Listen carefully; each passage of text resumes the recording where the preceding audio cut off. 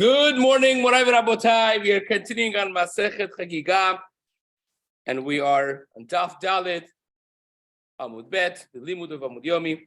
For Chodesh Adar has been dedicated anonymously for the Hatzlacha of Bnei Chaburam, and anyone that needs Siyata Dishmaya in what they do. We are 4 lines down from the wide lines. Amazing Gemaras that we've started of different Amoraim that would cry when they would get to certain psukim in Tanakh, and they would explain it in their own agadic way to bring out certain life lessons from it. So we started really the Gemara with Rabbi Elazar, that he would cry whenever he would get to this psukim of the introduction of Yosef to his brothers after 22 years, revealing his true identity as not the viceroy of Egypt, but really Ani Yosef, Achichem asher bechartem oti Mitzrayma, that I am Yosef, your brother, Haod Avichai. He would cry and he would say that if they couldn't, they couldn't answer him with the simple tochachav, being faced with the reality that he was right all these years, that they thought that their judgment, as the Gemara tells us, in Masechet Sotah, that they had a judgment that Yosef is basically chayav mita because he wants to take away from their olam haba by being the favorite son of Yaakov Avinu, and so on and so forth. And they thought that rightfully so, they sold him to Mitzrayim because they could have really even killed him. And now they see that they were wrong. All of their life was one big lie. And now they had to confront it, so he would cry. The second pasuk that he would cry by was a pasuk that speaks about the end of Shaul HaMelech's life. Now, we have explained many times the basic story of Shaul, David, and Shmuel, that Shaul HaMelech was appointed as the first king. Shortly after, David HaMelech came into the picture of his life. He married his daughter after killing Goliath. So he was married to Michal bat Shaul, and after the Milchama of Amalek, which was the main goal of HaKadosh Baruch Hu, perhaps making somebody from, not from Shevet Yehuda, he was, from Bnei Rachel, to go against Amalek, and he messed up. Shaul HaMelech did not do exactly what Hashem had told him to do. This was the haftarah that we had last week in Parashat Zachor, that he basically came and he said, I did what Hashem said. Shmuel said, no. And the night before, HaKadosh Baruch Hu told him, Nichamti ki imlachti Shaul. I regret the fact of having made Shaul as a king because he did not follow through. Shmuel confronts him. He denies it. He confronts him again and again until he says, okay, chatati ki yareti et ha'am. I sinned. I was afraid of people. I did not follow through all the details. And at some point, it says, Kara Hashem mamlechut Yisrael ma'alecha. Shmuel tells Shaul, Hashem ripped away, tore away mamlechut Yisrael, the kingship over Am Yisrael from you, and is going to give it to your friend who's better than you. Now, he didn't tell him who. And secretly, HaKadosh Baruch Hu sent him to Bethlehem. He said, go to Bethlehem, go to Yishai Bet Alachmi, ki ra'iti bebanav li melech, because I've seen one of his sons as my next future king. Who was that? Unbeknownst to everyone, nobody thought that David is going to be the one. He was the youngest. He was an outcast from family. He lived a very difficult life. David HaMelech says, I was born with an avon, and everyone outcasted me because of that. Story of it now for now. And he was anointed. He was nominated as the second king. Who is in palace? Shaul. So for the next 6+ years, Shaul was depressed because Ruach HaKodesh was taken away from him, who was given as a king to him. So he was afraid. He was depressed. He was not well. And he also was jealous. So he was going after David and so on. David ran away. He joined forces on the surface level, apparently, just for the looks of things, with one of the neighboring countries against Shaul HaMelech, right? He had to do all kinds of things. And now this is the last battle of Shaul. Last battle of Shaul, the Philistine attacked basically with tremendous army, surrounded Shaul HaMelech, and he didn't know what to do. Should he go? Should he not go? How should he approach this? And he wanted to find out what's the best strategy. So he asked every venue that he had. He asked the Urim Tumim. Hashem didn't answer him. Why? Because he had killed out an entire city of Kohanim. In the pursuit of David HaMelech, one of the very first things that he did was when Doeg HaEdomi, so the Gemara in Sotah Daf Tet says that he was Rosh HaSanhedrin. He was Avir HaRoim, was the biggest Tamei Chacham that we had. He slandered David to Shaul. He said, oh, you don't know, I was there in Nov, and I saw that they gave refuge to David HaMelech. They gave refuge, bread to him from Lechem HaPanim. Now, the real story was they had no idea that something was going wrong between the king and his son-in-law. They just saw the son-in-law of the king, who was the head of the army, come to them. He was hungry, he was dying. They gave him some Lechem HaPanim, and he claimed the sword of Goliath that he himself had put there, and they gave it to him. But he slandered them, and Shaul paskined that they should all be killed. Nobody wanted to touch the Kohanim. So he said to Doeg, he said, you started it, you finish it. Doeg went around one by one, killing every single one of the Kohanim of Nov. All of them. But was the command of Shaul. So Hashem would not answer him with Urim Tumim of Kohen Gadol because he disrespected the Kohanim in that way. Nevi'im, Chalomot, nothing. Hashem was not communicating with him. So he did something that nobody should do. That Shaul was a tzaddik. You have to understand with everything that we say, the pasuk says about Shaul ben Shana Shaul b'molko. He was, Chazal say, like a 1-year-old child, free of any sin. He was humble. He was a tremendous person. How to put this together with the other rest of the story is not for now, but he was a tremendous person, and he was the one that eradicated and uprooted of the Deoni, witchcraft and sorcery and all those things from Eretz Yisrael. He would go find them and kill them. So everyone was afraid. Shaul was one of the biggest accomplishments that he had was this. And he himself, it's a very unfortunate ending that he had.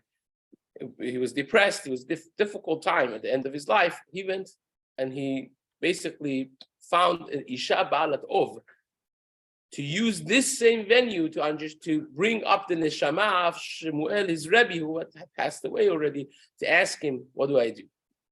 Right? No other options. And that's the pasuk that the Gemara is going to discuss. It's important to understand the background of the story. And the Gemara goes on to say, Rabbi Lazar would cry when he would get to this pasuk. Vayomer Shmuel el Shaul. Now, this woman brings up the neshama of Shmuel. By the way, I have to mention, this is a parenthesis, but the important one.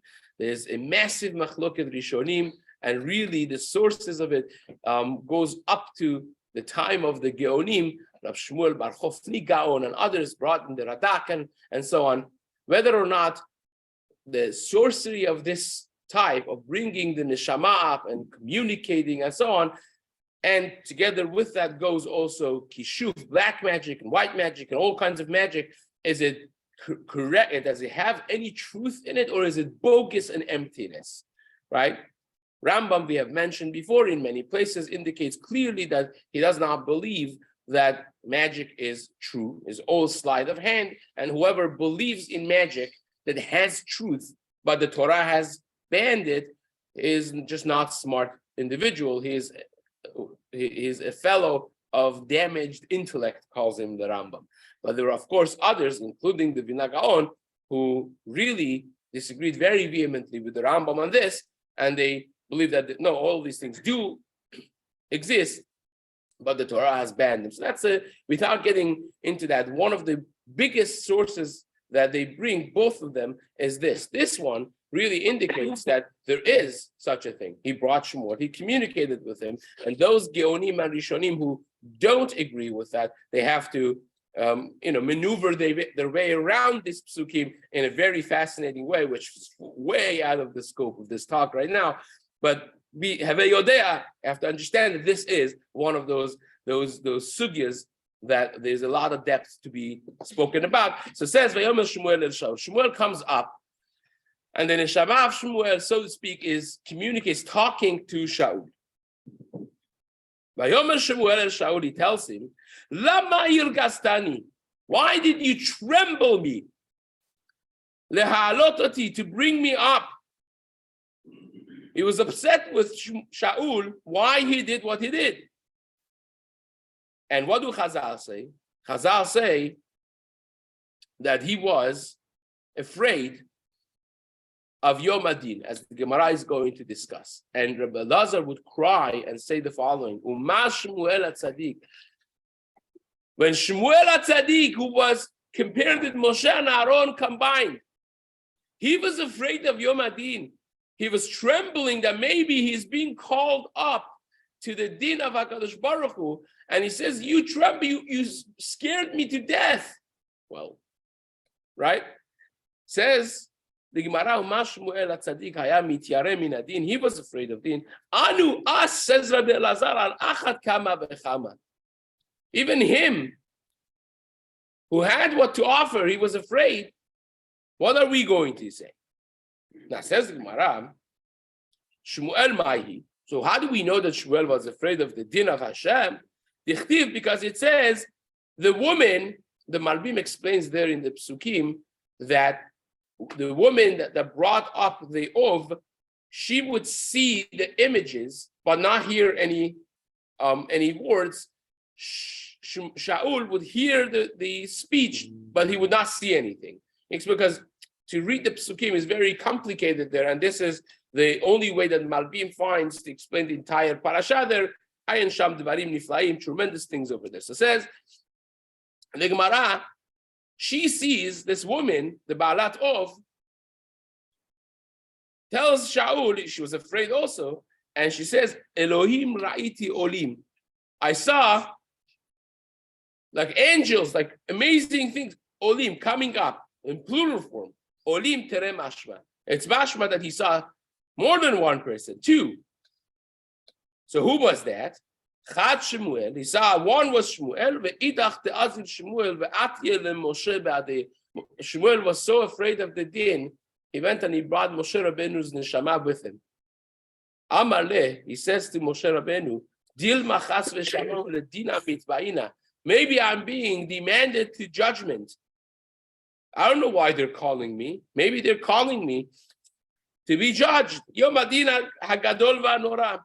Kum ba'adai, come with me, because the leka milta the katvat boraita, there is nothing in your Torah that you wrote, the lo kayamte, that I haven't established, I haven't done. So he wanted to take Moshe Rabbeinu to testimony that he has done everything that Moshe Rabbeinu has taught. Right? Now, this Gemara, this story is mentioned also in the Sefer of Rabbi Eliezer Agadol, Rabbi Eliezer Berchotros, Pirkei de Rabbi Eliezer in Perek Lamed Gimel. Over there, he says it's a little bit different. He says that he saw more people than one even coming with him, right? And the same level people, tzaddikim, like Shmuel himself. And the Radal over there explains, the Perush of Radal on Pirkei de Rabbi Eliezer, said he brought Moshe and Aaron.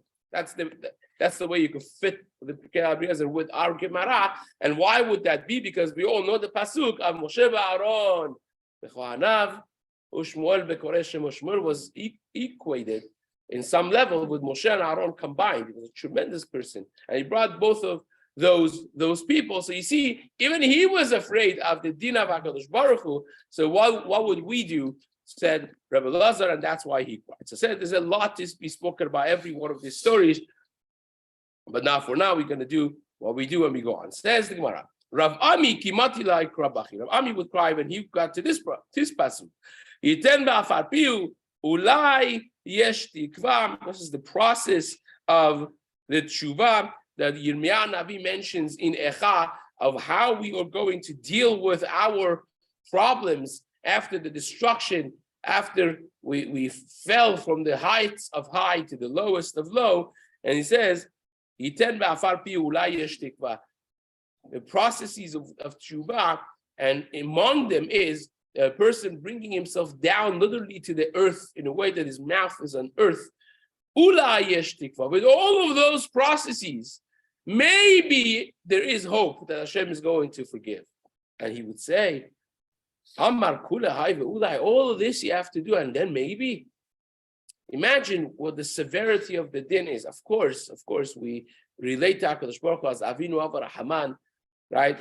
All those, but the actual judgment of HaKadosh Baruch Hu, the process of rectification of Avon, is not a simple thing. I'll just mention something in parentheses. There is, the Brisker Rav asks a stira, an apparent stira between two Rambams.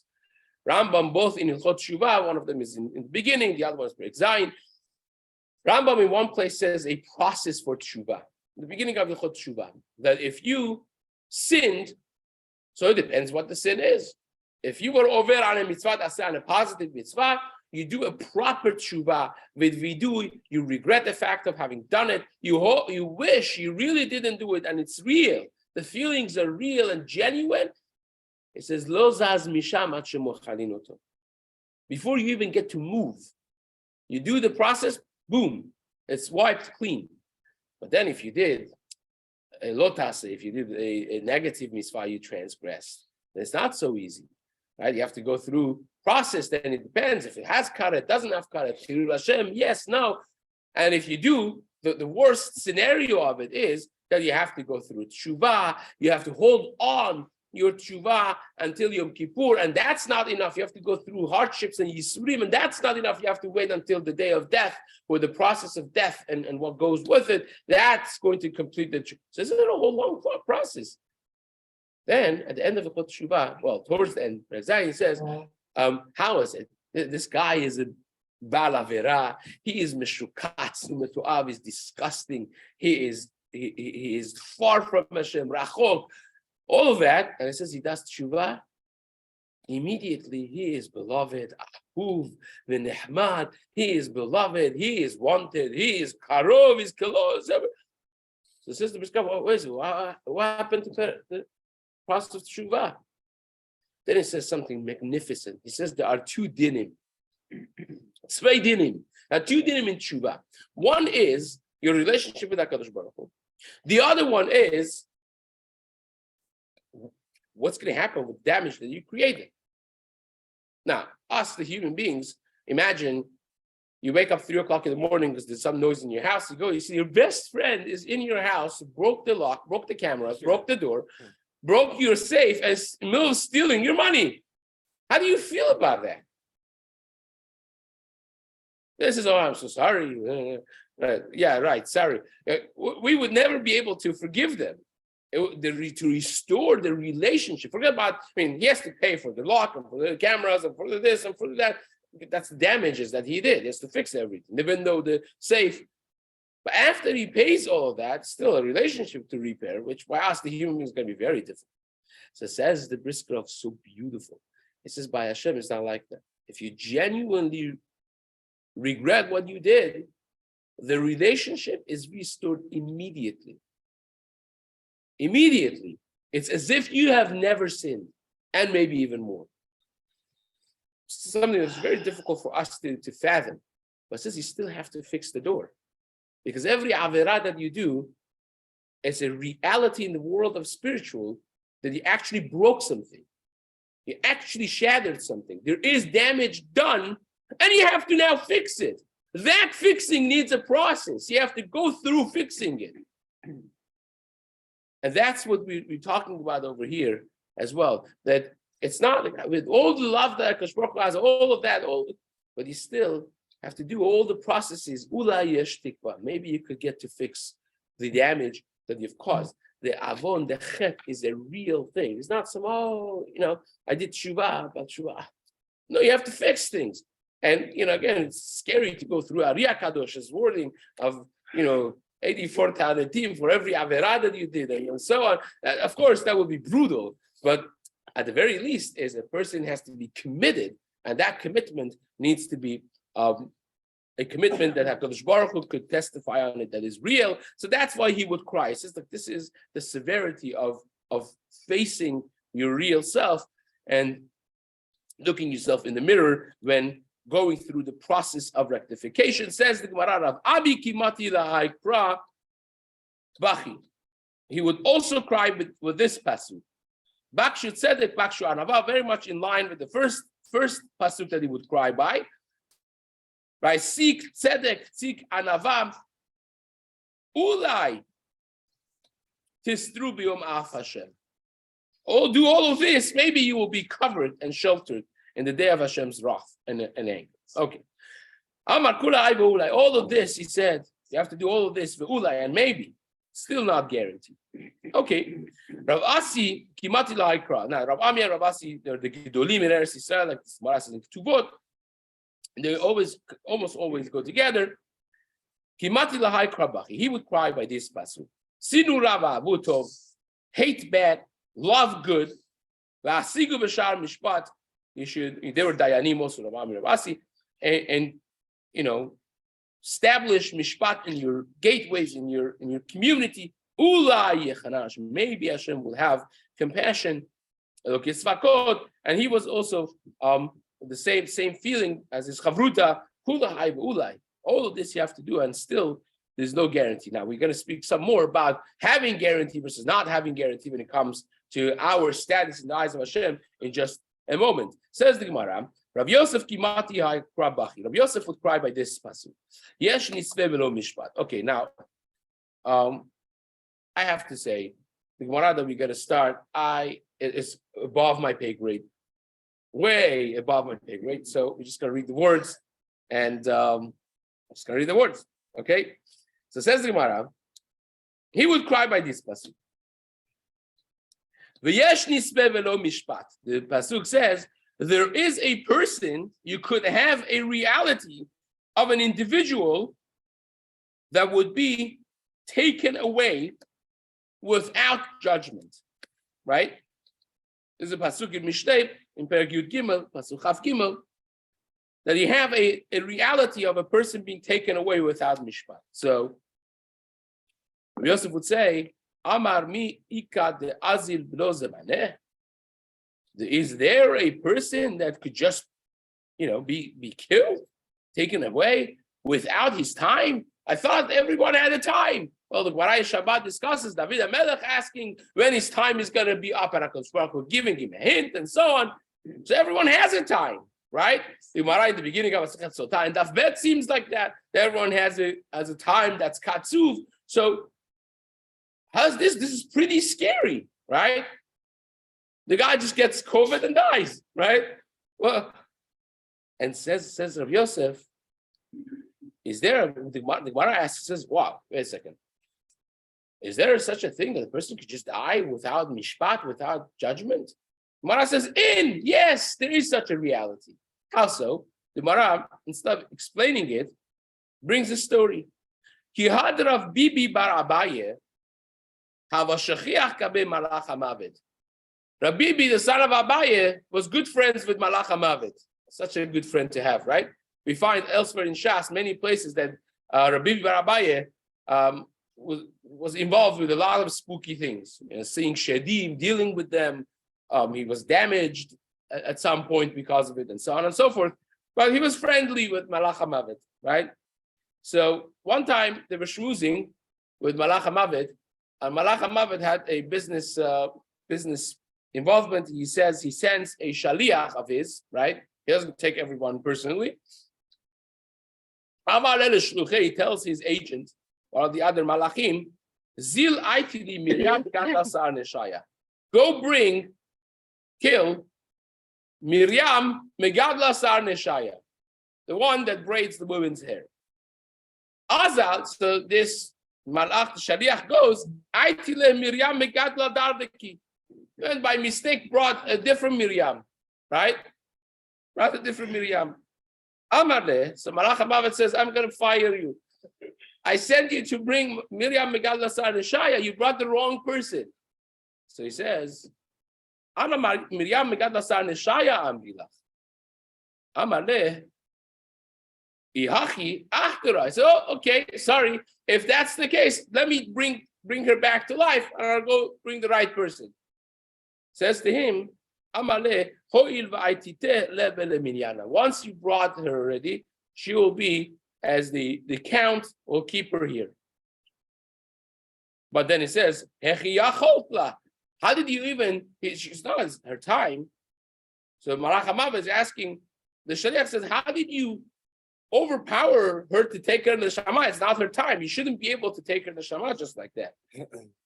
So it says, no, she did something that basically made her vulnerable, her mazal vulnerable, and I had a window to take her in the Neshama. What happened?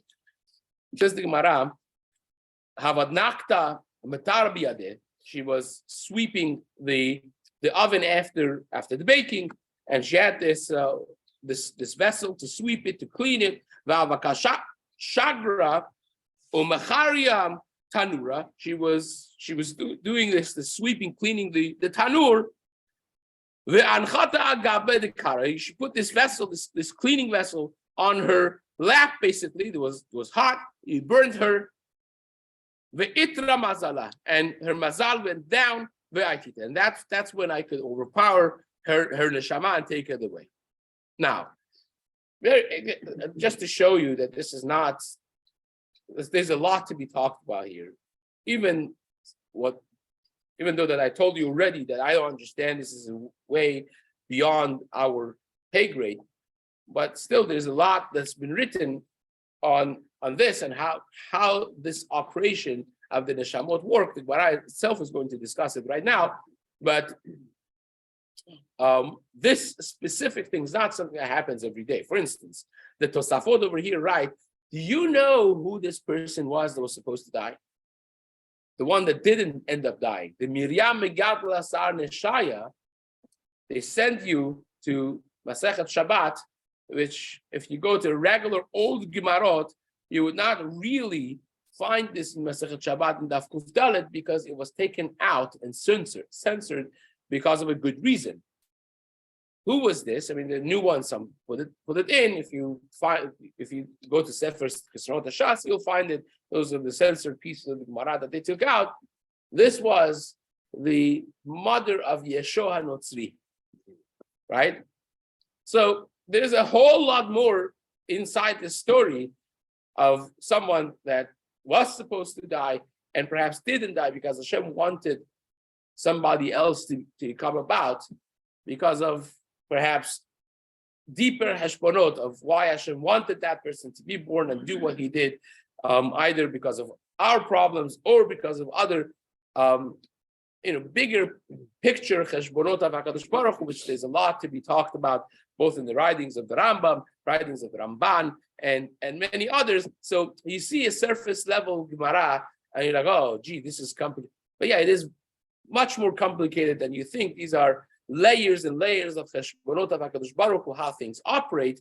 And in a deeper sense, one of the Farshim writes in this Gemara that it's not that it happened without HaKadosh Baruch Hu wanting it. It was basically going over the head of Malach HaMavet for the decision of HaKadosh Baruch Hu for this person to live and for that person to be taken.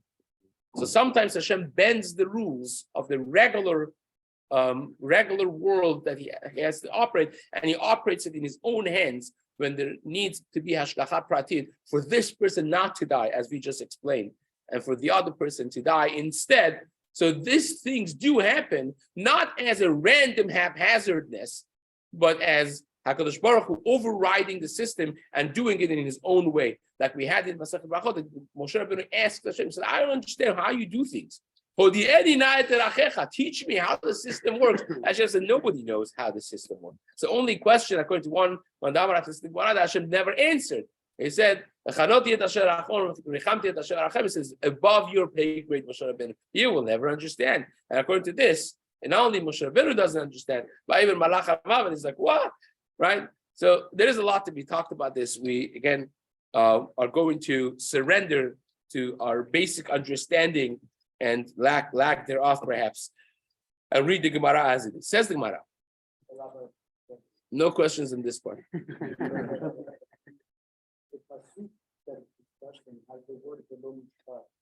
So this is insinuating that the person was taken without the judgment that the person was meant to be taken. System. Or that there's no mishpat that they themselves are not to be judged because they were taken before their time. No, it means that they were taken, even though the system now called for it.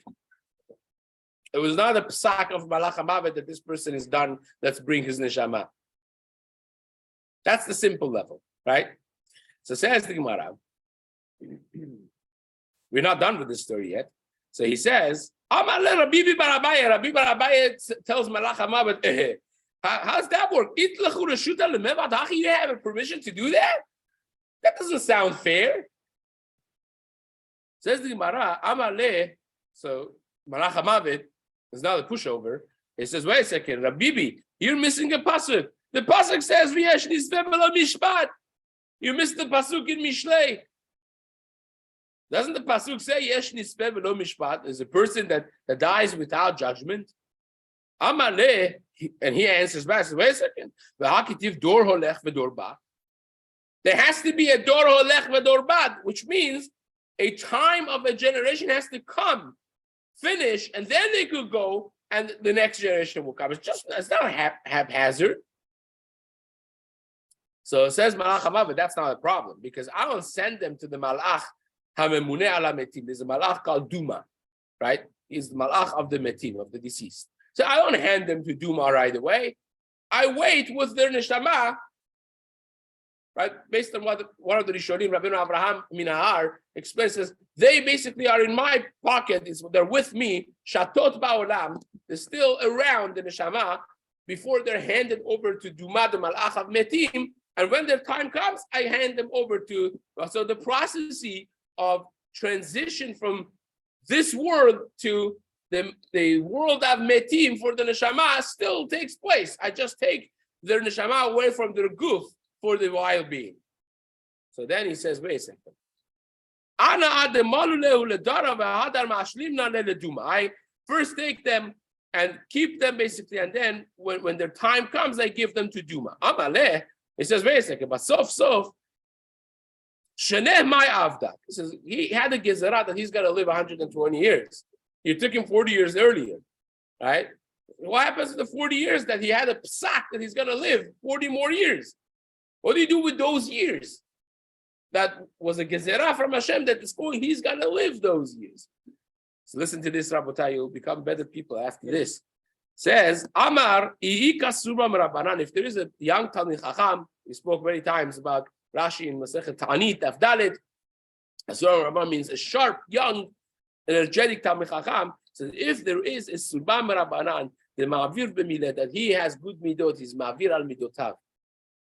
He forgives. He's not exacting. He's not too difficult. Mosifna lehuleh. I take these years that was taken away from this person, I add them to the years of this Shubam Rabbanan, the Ma'avir b'mileh. Right? This seems to stand in contrast with the Gemara in Yevamot, Daf Nun, Amud Aleph. There the Gemara says, in the name of the Tosafot, bring this kasha, in the name of Rabbi Akiva, the Shita of Rabbi Akiva is that Chizkiyahu HaMelech, from his own years, they added to him. That means you could only get your own years additional, but not from other people. This Gemara seems to clearly say that they could have a reality that you take from other people and it's added to your years, but it's the Gemara, and again, the Tosafot leaves this with Tzarich Yud. Says the Gemara. Rabbi Yochanan timati lahai krabach. Rabbi Yochanan would cry when he would get to this pasuk. But the siteni bo lebaleoch inam. This is the pasuk in Iyov. The beginning, still the beginning, but I believe it is. The pasuk there says Iyov was a tzaddik. He was tremendous in his righteousness. He was extremely wealthy. He had beautiful children, amazing family. And Satan asked Hashem, said, "Let me test him." Right? He says, "Avraham Avinu, you tested this person. Let me test." So okay, go, but don't touch his body. Just And he went and he took all of his wealth. All of his children died. It was very horrendous what happened to him, and still he was a tzaddik, right? Hashem natan, Hashem lakach, Hashem mevorach. And next year, Rosh Hashanah comes around. Hashem is looking at the world, And Hashem says, look, have you found in my world somebody like Yov that's such a tzaddik, even though that you moved my decision in order to test him like this with such difficulties, and look at how he is still. So Rabbi Yochanan would read this and said, Evet sherabo masitin lo, when he said, he said, a person that HaKadosh Baruch Hu could move his decision because of Satan without, just because of test. How do you deal with such a reality that you could go through difficulties without even deserving them just for this? Now, two things over here. A, Rabbi Yochanan, as we learned from Masechet Brachot Daf Hey, he himself was tested tremendously. He had 10 sons. He lost every single one of them. He would carry the bone, small piece of bone of this last child to go and be Menachem Averim. He would say, Da Garma da Asira Bir, this is the bone of my 10th son that he lost. Tremendous Baal Yisurim was Rabbi Yochanan. Not time for the Gemara in Mitzvah Daf Pedalet discusses other aspects of his Yisurim in his life, and so on. But at the same time, also the Ramban's fascinating and magnificent writing on Sefer Yov. Yov, the first 2 chapters are very beautiful to read. Then it becomes extremely hard and philosophical. It's the most philosophical book of Tanakh. And again, you have to also take this with a grain of information, the salt of the Gemara in Masechet Baba Batra, a 3-way machloket of who Yov was. Was he even a real person or not?